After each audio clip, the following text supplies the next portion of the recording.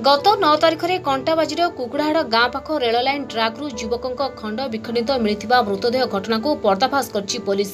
सूचना अनुसार गत 8 तारिख में श्यामजी मंदिर हुंडी अर्थ चोरी पर योजना कर 6 जन हीरालाल पुटेल, वृंदावन दीप, सूरत पुटेल, धनी षंड, आनंद तांडी और डोलामणि पुटेल हुंडी चोरी करने पर कुकुड़ाहाड़ गाँव गोटे खलारे पैसा भाग करते। आर दिन अर्थ भाग को नहीं आनंद और धोनी मध्य युक्तितर्क होता। यापर धोनी पक्षर गोटे कटुरी साहाय्य आनंद को आक्रमण करते।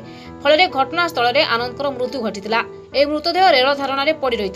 खबर पाई प्रथम रेलबाई जीआरपी पुलिस इंचार्ज मोहन नायक गोटे अपमृत मामला रुजु करते। सेपटे कंटाबाजी पुलिस तदंत कर दोषी को गिरफ्त करने सह संपृक्त घटनार पर्दाफाश कर आज सांबादिक सम्मेलन में सूचना दी जाएगी। सम्मेलन में एसडीपीओ सह कंटाबाजी थाना अधिकारी सत्यजित कंडेलकार प्रमुख उपस्थित रही।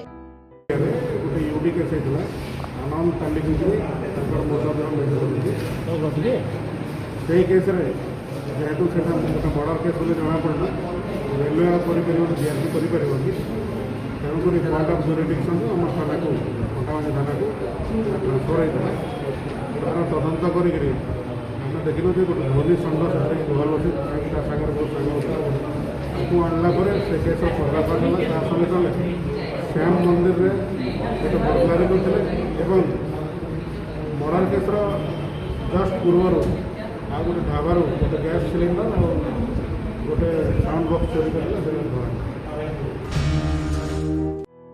जमिहरा कृषक एकता मंच पक्षर पारादीप तैल विशोधनागार प्रकल्प स्थायी